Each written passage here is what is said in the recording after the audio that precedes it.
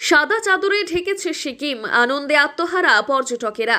নিম্নচাপের জেরে তুমুল বৃষ্টিতে শরতের আগেই শীতের আমেজ উত্তরবঙ্গে।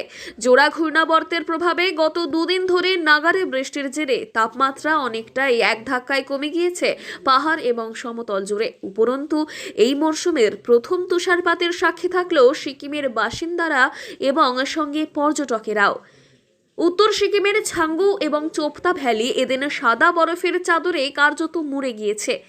একদিকে মরশুমের প্রথম তুষারপাতের সাক্ষী থাকতে পেরে উৎসবের মেজাজ পর্যটকদের, অন্যদিকে তিস্তায় হলুদ সতর্কতা জারি হওয়ায় কপালে ভাঁজ পড়েছে তিস্তাপাড়ের বাসিন্দাদের। পাহাড়ে লাগাতার বৃষ্টির জের তিস্তায় জল বাড়তে শুরু করেছে ইতিমধ্যেই। দমুহনি থেকে তিস্তায় বাংলাদেশ সীমান্ত পর্যন্ত অসংরক্ষিত এলাকায় জারি করা হয়েছে হলুদ সতর্কতা।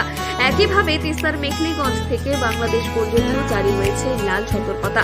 সম্প্রতি সিকিমের রাস্তায় ধসের কারণে পর্যটকেরা অনেকটাই হতাশ হয়ে পড়েছিলেন, কিন্তু ছাঙ্গু লেকের এই বরফের দৃশ্য যেন সবার মন এক ঝটকায় ভালো করে দিয়েছে অনেকটাই। এই খবরে আরো বেশি পর্যটক সিকিমে আসবে বলেই মনে করছে পর্যটকদের একাংশ। তীব্র গরম থেকে বাঁচতে সিকিম এখন অনেকের কাছেই আদর্শ গন্তব্য। বরফের মাঝে সেলফি তোলা, সুন্দর প্রাকৃতিক দৃশ্য উপভোগ করা, সব মিলিয়ে সিকিম এখন পর্যটকদের কাছে এক অনন্য অভিজ্ঞতা উপহার দিচ্ছে। জলপাইগুড়ি থেকে সুজিতের রিপোর্ট, লোকাল বাংলা।